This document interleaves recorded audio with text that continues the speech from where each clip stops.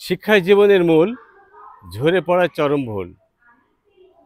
ঠিক তেমনি আমরা আজকে পেয়েছি একজন জেলার শ্রেষ্ঠ গুণী শিক্ষককে। মেহেরপুর জেলাধীন মোনাখালী ইউনিয়নের ভবানীপুর সরকারি প্রাথমিক বিদ্যালয় আমিনুর রহমান, যিনি মেহেরপুর জেলার শ্রেষ্ঠ গুণী শিক্ষক হিসেবে নির্বাচিত হয়েছেন। আমরা জানতে চাইব যে তিনি কিভাবে জেলার শ্রেষ্ঠ গুণী শিক্ষক নির্বাচিত হলেন। আপনারা মানবতার চোখের সাথেই থাকুন। আসলে আল্লাহর অশেষ রহমত যে আমরা দীর্ঘদিন ধরেই এই শিশুদের নিয়ে শিক্ষা নিয়ে কাজ করছি। আমি গত 2007 সাল থেকে শিক্ষকতা পেশায় আছি, আজ প্রায় 18 বছর চলছে। তো আল্লাহর শুকরিয়া যে একটি ভালো পাওয়া যে জেলার গুণী শিক্ষক হিসাবে আমি নির্বাচিত হয়েছি। আমার এই গুণী শিক্ষক হওয়ার পিছনে অনেকেরই অবদান, বিশেষ করে আমার শিক্ষার্থীরা, আমার অভিভাবকরা, আমার কমিউনিটির লোকজন, আমার সরকারি কর্মকর্তা যারা আছেন, সবাই আমাকে এই আমার পথ চলাতে সহযোগিতা করেছেন। আমি মূলত শিশুদেরকে নিয়েই বেশি কাজ করি, আর শিশুদের সাফল্যই আমার সাফল্য। যার ফলশ্রুতিতে আমাদের শিশুরা বিভিন্ন পর্যায়ে ভালো রেজাল্ট করে এবং আমাদের বিদ্যালয়টাও সার্বিকভাবে একটু ভালো পর্যায়ে অবস্থান করছে। এখন ইতিপূর্বেও বিদ্যালয়ে একটু ভালো রেজাল্ট আমাদেরকে উপহার দিয়েছে। আপনার এটা জেলা পর্যায়ের যে আপনি শ্রেষ্ঠ গুণী শিক্ষক হয়েছেন, এখন আপনার অনুভূতি কি আর কি, বা আগামীতে আরো কি স্বপ্ন আপনার? ধন্যবাদ। আসলে গুণী শিক্ষক নামটাও অনেক সুন্দর, একজন গুণী শিক্ষক, তার মধ্যে অবশ্যই কিছু ভালো গুণ থাকতে হবে, আর গুণের শেষ নেই। আমি চাই ভবিষ্যতে এই যে গুণগুলো আছে এই গুণগুলোকে আরও বাড়িয়ে আরও উপরের দিকে এগিয়ে নেওয়া, এবং যে গুণগুলো আমার ভিতরে ঘাটতি আছে সেই গুণগুলো অর্জন করা।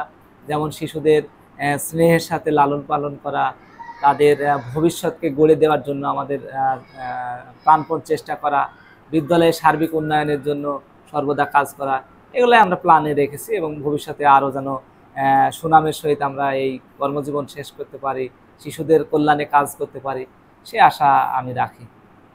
মানে পাঠদান কার্যক্রমের পাশাপাশি আপনার যে সহশিক্ষা কার্যক্রম বা আরও যে কাজ আছে, যেমন বিদ্যালয়কে জনবান্ধব করতে, শিশু বান্ধব করতে, বা কমিউনিটির কমিউনিকেশন, এই ক্ষেত্রে আরও কি কি আপনার উদ্যোগ নিয়ে থাকেন? আমরা সাধারণত বিদ্যালয়টাকে আরও এগিয়ে নেওয়ার জন্য আমরা প্রতিনিয়তই মা সমাবেশ করে থাকি। মায়েদেরকে আমরা ডেকে মায়েদের শিশুদের যে অবস্থান সেটা আমরা জানানোর চেষ্টা করি, এবং মায়েদেরকে বলি যে আপনারা আমাদের সাথে থাকেন এবং আমাদের শিশুদেরকে আপনারা একটু সকাল সন্ধ্যা একটু পড়ালেখায় সহায়তা করেন। এতে আমাদের শিশুরা বেশ পড়ালেখায় এগিয়ে যাচ্ছে।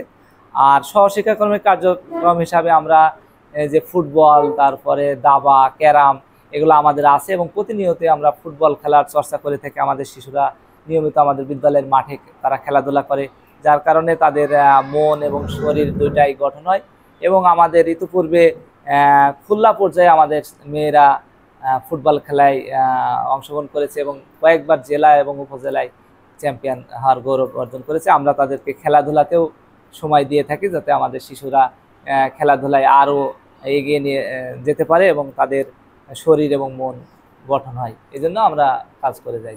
এখানে যেহেতু 13 সালে আপনাদের বিভাগীয় পর্যায়ে শ্রেষ্ঠ বিদ্যালয় নির্বাচিত হয়েছিল এবং আপনিও দীর্ঘদিন এই বিদ্যালয়ে আছেন, তা আগামীতে সরকারিভাবে এখানে কি সুযোগ সুবিধা আরও প্রয়োজন বলে আপনি মনে করেন? আমাদের আসলে অনেক কিছুতে অপ্রতুলতা আছে। আমার একটা নতুন বিল্ডিং হয়েছে এবং একটি বিল্ডিং একেবারেই অকেজো, প্রায় বলা যায় জরাজীর্ণ।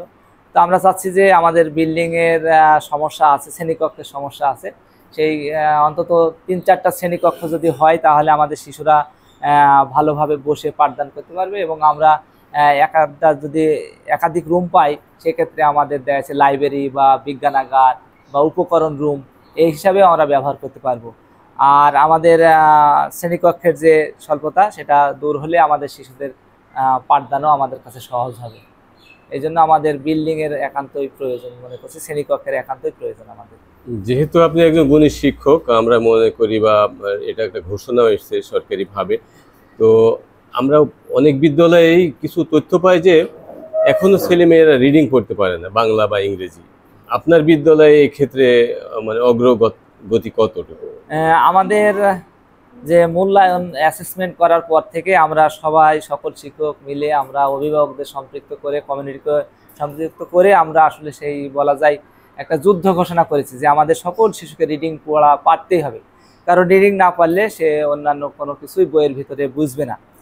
যার কারণে আমরা আলাদা করেও শিশুদেরকে একটু চিহ্নিত করেছি, যারা হয়তো দুর্বল, রিডিংয়ে একটু সমস্যা আছে, তাদেরকে নিয়ে আমরা আমাদের শিক্ষকদেরকেও বলেছি যে তাদের জন্য একটা বাড়তি যত্ন নিতে হবে এবং তাদেরকে আমরা একই ক্লাসের ভিতরে কিছুটা হয়তো তাদেরকে একটু বাড়তি সময় দিচ্ছি যাতে তারা এই দুর্বলতাটা কাটিয়ে উঠতে পারে। এবং আমরা চিহ্নিত করে সেই মায়েদেরকে ডেকে এনে আমরা তাদেরকে পরামর্শ দিচ্ছি যে আপনাদের সন্তানদের এই জায়গায় ঘাটতি, এইভাবে এই কৌশল অবলম্বন করে আপনাদের শিশুদেরকে আরও রিডিংয়ে দক্ষ করে তুলতে হবে। এই হিসাবে আমরা চিহ্নিত শিশুদের মা সমাবেশ, তারপরে তাদের যে বিভিন্ন কৌশল একেবারে শুরু থেকে বর্ণ চেনানো থেকে শুরু করে আমরা সেই কাজগুলো শিক্ষকদের মাধ্যমে করে যাচ্ছি। ইনশাআল্লাহ আমরা এখানে সফল হব আশা করছি। সর্বশেষ বিষয়ে আমি একটু জানতে চাচ্ছি যে গুণী শিক্ষক হিসাবে যদি ভবিষ্যতে আরো অন্যান্য শিক্ষকগুলি নির্বাচিত হওয়ার চেষ্টা করে, তো কোন কোন জায়গায় টাচ করলে গুণী শিক্ষক হওয়া সম্ভব বলে আছে বলে আপনি মনে করেন?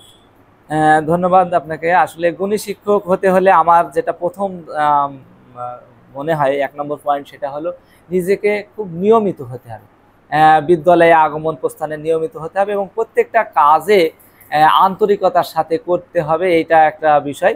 আর গুণী শিক্ষক তো একদিনে আসলে হওয়া যাবে না, দীর্ঘ সময় ধরেই তাকে এই পথে এই কাজে মনোনিবেশ করতে হবে, যাতে একের পর এক তার সুনাম কমিউনিটিতে ছড়িয়ে পড়ে। কমিউনিটিতে ছড়িয়ে পড়লে শিশুরা উপকৃত হবে। কমিউনিটির মাধ্যমেই একসময় দেখা যাবে আমাদের কর্তৃপক্ষ, তারপরে আরও যারা আছেন তারাই হয়তো তাদের মুখে মুখে সুনামটা ছড়িয়ে পড়বে, অভিভাবকদের মাধ্যমে, শিক্ষার্থীদের মাধ্যমে সুনামটা ছড়িয়ে পড়বে যে না, অমুক স্যার আমাদের খুব ভালো করে ক্লাস নেয়, আমাদের আদর যত্ন করে ক্লাস নেয়, এবং অভিভাবকরা সেটা বলবে যে না, আমাদের প্রায় আমাদের মা সমাবেশে স্যার ডাকে, ভালো ভালো কথা বলে, আমাদের সাথে ভালো ব্যবহার করে। এভাবে আস্তে আস্তে আস্তে আস্তে আসলে সুনামটাকে চারিদিকে ছড়িয়ে দিতে হবে। এই সুনাম ছড়িয়ে পড়লেই তখন দেখা যাবে সে একজন গুণী শিক্ষক হিসাবে হয়তো স্বীকৃতি পাবে, এটা আমি আশা করি। আপনি আমাদের সাথে যুক্ত হওয়ার জন্য আপনাকে অসংখ্য ধন্যবাদ, আমাদের বিশেষ করে মানবতার চোখের পক্ষ থেকে। আপনাকেও বিশেষভাবে আমি কৃতজ্ঞতা এবং ধন্যবাদ জানাই এবং মানবতার চোখেও আমি ধন্যবাদ জানাই। আসসালামু আলাইকুম।